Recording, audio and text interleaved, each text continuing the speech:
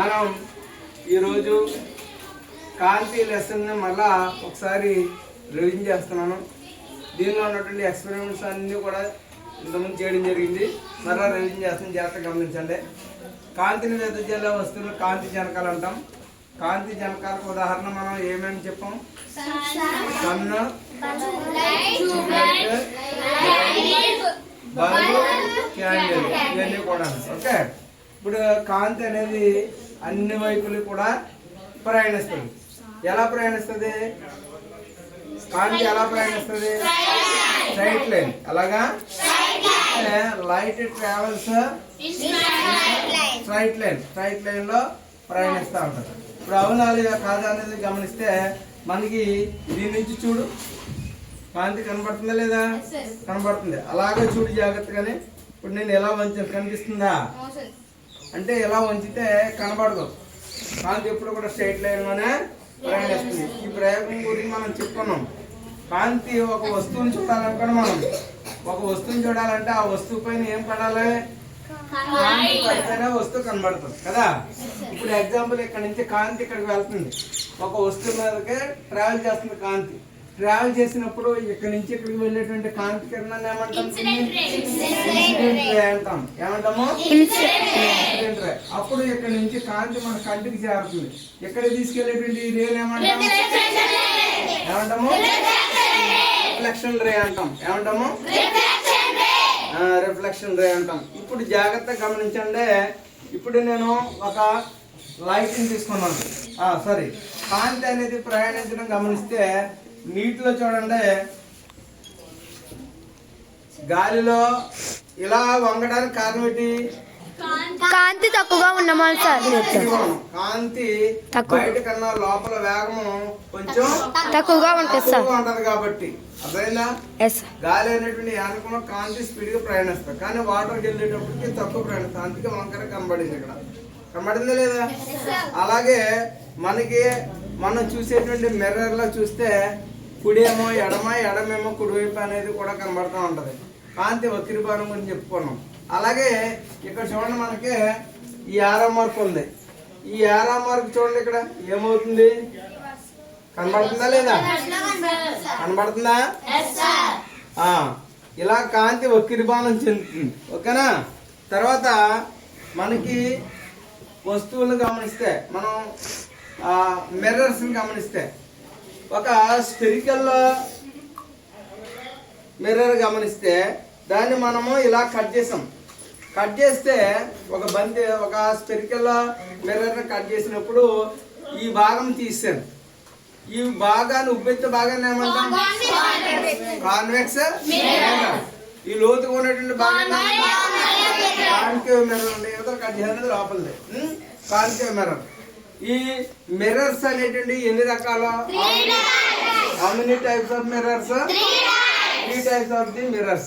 3 types లో mirrors గమనిస్తే ఇవి మనకి ఇక్కడ చూడండి, ఇది ఉబ్బెత్తుగా ఉంది ఈ భాగం.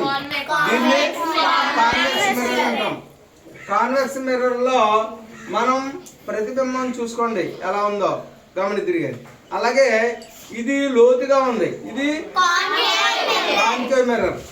ఇది సమానంగా ఉంది, ఇలా 3 రకాలుగా ఉన్నాయి మిర్రర్స్.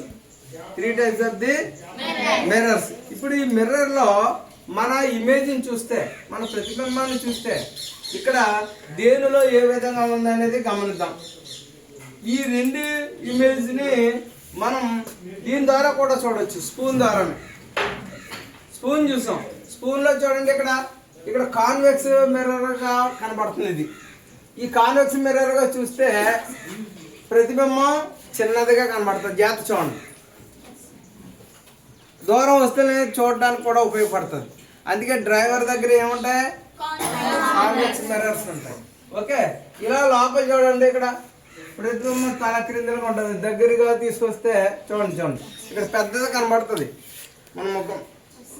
ఓకే, అంటే ఇక్కడ కాన్వెక్స్ లోనేమో ప్రతిబింబం చిన్నగా కనబడుతుంది, కాన్కేవ్ లోనేమో పెద్దగా కనబడుతుంది ఇమేజ్. మరి ఇక్కడ ప్లేన్ మిర్రర్ లో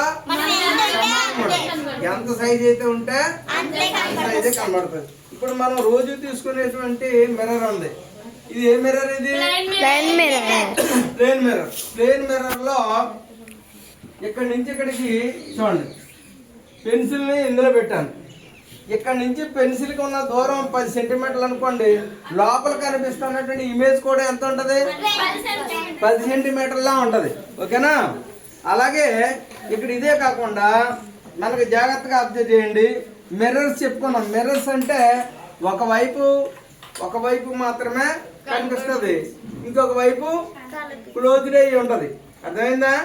ఈ విధంగా ఇవి మిర్రర్ అంటాం. అలా కాకుండా యువతల నుంచి అవతల కనబడేటువంటి వాటిని ఏమంటాం? లెన్స్ అని అంటాం. How many types of lens?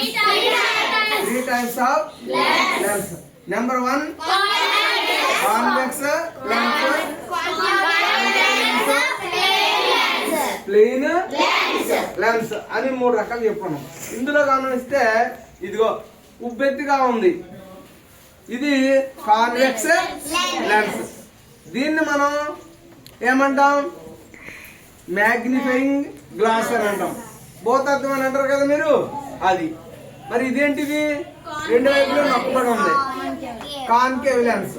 మరి ఇది ప్లెయిన్ లెన్స్. ఇలా 3 రకాలు లెన్స్ అనేటువంటి. అర్థమైందా? ఈ లెన్స్ మనం కళ్ళజోళ్ళలో వాటిలోనే వాడతాం. ఇక్కడ మనం చూడండి, ఇక్కడ ఈ ఉబ్బెత్తుగా ఉన్నటువంటి ఈ మిర్రర్ ని వాడతాం, కాన్వెక్స్ మిర్రర్. ఈ కాన్వెక్స్ మిర్రర్ ని ఎక్కడ వాడతాం? చెప్పాలి గట్టిగానే. డ్రైవర్ దగ్గర. దేనికి వాడతాం? చూడటానికి వాడతారు. ఓకే. మరి ఈ కాన్కేవ్ మిర్రర్ ని ఎక్కడ వాడతారు? ఎవరు వాడతారు? డెంటిస్ట్ వాడతారు. ఎవరు వాడతారు? డెంటిస్ట్. మన దంతం బాగా పెద్దది కనబడటానికి, క్లియర్ కనబడటానికి వాడతారు అన్నమాట. పెద్దగా కనబడుతుంది ఇందులో. ఓకేనా? తర్వాత అలాగే మనము లెన్స్ వాడుతున్నాం. లెన్స్ లో గమనిస్తే ఇది కాన్వెక్స్ లెన్స్, ఇది కాన్కేవ్ లెన్స్. ఈ లెన్స్ ని ఎందులో వాడతారు? మనకి ఎక్కువగా స్పెట్స్ లో వాడుతూ ఉంటారు.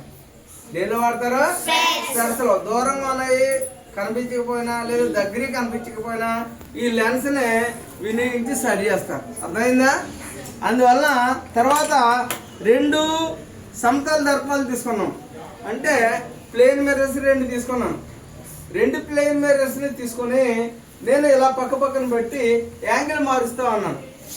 ఇలా మారుస్తూ ఉంటే ప్రతిబింబాల యొక్క ఇమేజ్లు సంఖ్య మారుతూ ఉంటే జాగ్రత్తగా అబ్జర్వ్ చేయండి. జాగ్రత్త చూడండి, ఇక్కడ మారుతుందా లేదా? చూడండి, ఇక్కడ యాంగిల్ మారుతూ ఉన్నప్పుడు ప్రతిబింబాల యొక్క సంఖ్య మారుతుందా లేదా? మారుతుందా? రైట్. ఇప్పుడు జాగ్రత్తగా చూడండి. చూడు, జాగ్రత్తగా చూడండి. ఇక్కడ యాంగిల్ మారుతున్నప్పుడు మారుతూ ఉంటది. మారుతుందా లేదా? తర్వాత ఇక్కడ మనం చెప్పుకున్నాం, ఇదేమో ఏ రే అన్నాం? ఇన్సిడెంట్ రే అన్నాం. ఇది రిఫ్లెక్షన్ రే అన్నాం. రిఫ్లెక్షన్ రే. ఈ రెండింటికి మధ్య ఉన్న కోణం ఉన్నదనుకోండి, దీన్నేమో ఇన్సిడెంట్, ఇది రిఫ్లెక్షన్ యాంగిల్ అని అంటాం. ఇప్పుడు ఎగ్జాంపుల్ గమనిస్తే మనకి చూడండి, ఇది ఏంటంటే ఇది లేజర్ లైట్. ఏ లైట్ ఇది? కాంతి ఎలా ప్రయాణిస్తుంది చూడండి. ఈ లేజర్ లైట్ మీద నేను ఎలా వేసాను, ఇలా వేసిన వెంటనే చూడండి, ఇలా వేసిన వెంటనే కాంతి దీని మీద పడింది. ఇది ఇన్సిడెంట్ రే. ఎక్కడికి వెళ్ళింది? ఇలా వెళ్తుంది. రిఫ్లెక్షన్ రే అవుతుంది, ఇలా వెళ్తుంది. ఇలా ప్రయాణించడం అనేది మనకి కనబడుతుంది.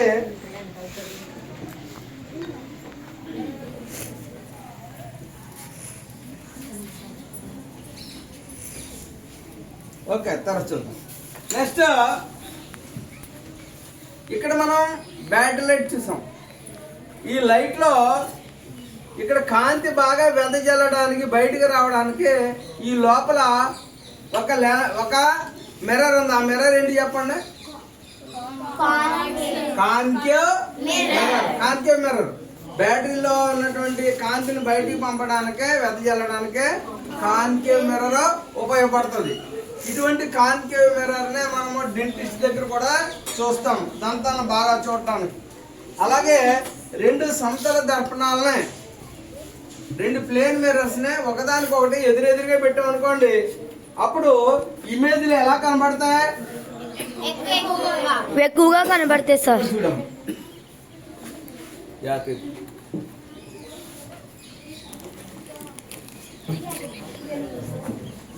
అనిపిస్తుందా? Yes sir. ఎక్కువ కనబడుతున్నాయి అంటే ఎందుకు కనబడుతున్నాయి? ఒక ప్లేన్ మిర్రర్ యొక్క ఇమేజ్ ఇంకొక దాని మీద, ఈ ప్లేన్ మిర్రర్ యొక్క ఇమేజ్ దీని మీద ఇలా పడి ఒకదానితో ఒకటి అనేక పడతాయి అన్నమాట. ఇన్ఫినిటీ. అర్థమైందా? రెండు ప్లేన్ మిర్రర్స్ ని ఎదురెదురుగా పెట్టి చూసినప్పుడు ప్రతిబింబాల సంఖ్య అనేకం. ఇటువంటి విధానం ఎక్కడ కనబడుతుంది మనకి? ఎక్కడెక్కడ చూసుంటారు మీరు?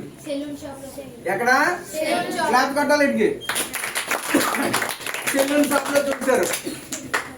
తర్వాత అలాగే సినిమాల్లో కూడా చూస్తూ ఉంటాం. ఓకే, తర్వాత ఇదేంటంటే చూడండి, 3 సమతల దర్పణాలను తీసుకున్నాను. 3 సమతల దర్పణాలను తీసుకుని ఇలా ట్రయాంగిల్ షేప్ లో అతికిచ్చాను. దీన్ని ఏమంటారు తెలుసా? దీని పేరు ఏంటి తెలుసా? కెలిడియోస్కోప్. ఏంటిది? కెలిడియోస్కోప్ లో మీరు ఒక వస్తువుని చూసారనుకోండి, ఇది కూడా అనేక కనబడతాయి. చూడు, అనేక వస్తువులు కనబడతాయి ఇందులో చూస్తే. ఓకే, అనేక కనబడతాయి. కెలిడియోస్కోప్ అని అంటాం. తర్వాత ఇది చూడండి, ఇది ఒక సమతల దర్పణం, ఇది ఒక సమతల దర్పణం. రెండు సమాంతరంగా పెట్టాం. ఇలాగ ఒకటే పెట్టాం. దీని మీద పడినటువంటి కాంతి అంటే ఇన్సిడెంట్ రే ఇక్కడ పడింది, ఇప్పుడు రిఫ్లెక్షన్ ఇక్కడికి వెళ్ళింది, మళ్ళీ రిఫ్లెక్షన్ అయింది, అప్పుడు బయటకు వెళ్ళింది. ఈ విధంగా లోతులో ఉండి పైన ఉన్నటువంటి వ్యక్తులు చూడడానికి ఉపయోగపడుతుంది. దీనిని మనం ఏమంటాం? పెరిస్కోప్ అంటాం. ఏమంటాం? పెరిస్కోప్. యుద్ధాల్లోని వాటిలోని ఎక్కువగా ఆర్మీలో వాటిలోనే వాడుతూ ఉంటారు. అలాగే ఇంకా ఎక్కడ వాడతారు? సబ్మెరీన్ లో కూడా వాడతారు. ఎక్కడ వాడతారు? సబ్మెరీన్ లో కూడా వినియోగిస్తారు. చూడండి, ఇది మ్యాగ్నిఫైయింగ్ గ్లాస్ అనేటువంటిది భూతద్దం అని అంటాం. భూతద్దం అనేది ఏంటంటే ఇది లెన్స్. ఏ లెన్స్? Convex lens. ఏ లెన్స్ అమ్మది? Concave lens. తర్వాత కాంతి అనేది చూడండి స్ట్రైట్ గా ప్రయాణిస్తుంది అన్నాం. ఇప్పుడు ఒక లైట్ వేసాను అనుకోండి, ఈ లైట్ గుండా కాంతి ప్రయాణిస్తుంది. అలాగే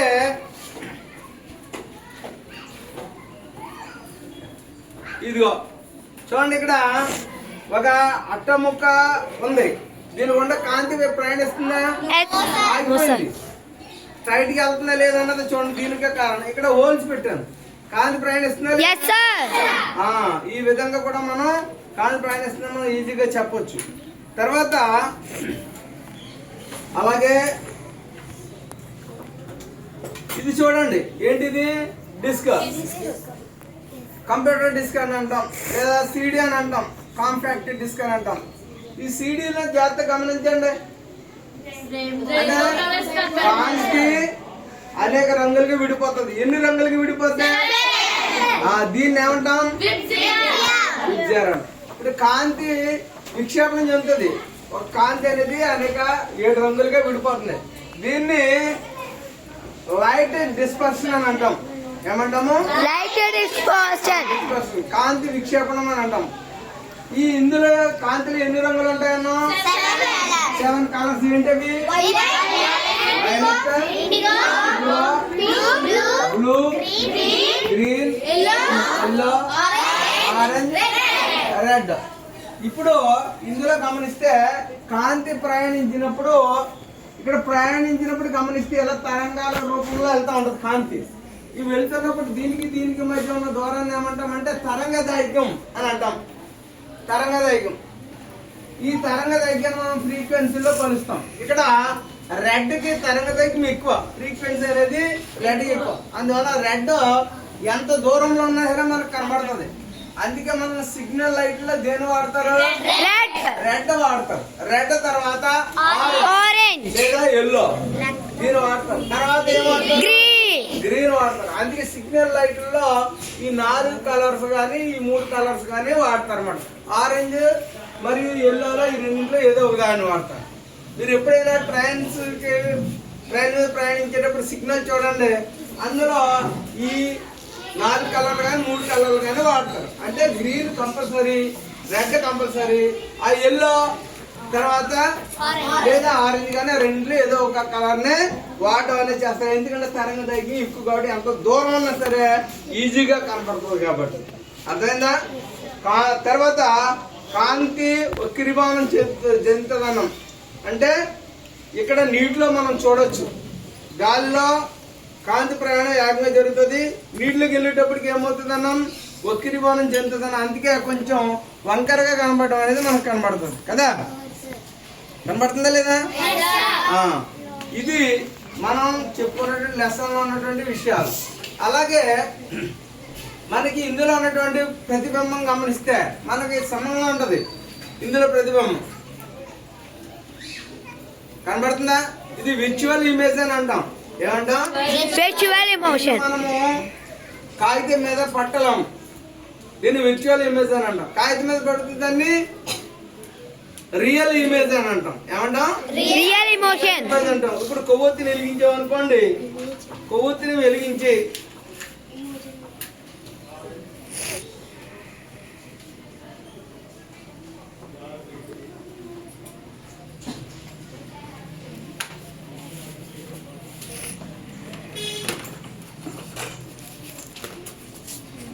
ఇప్పుడు చూడండి,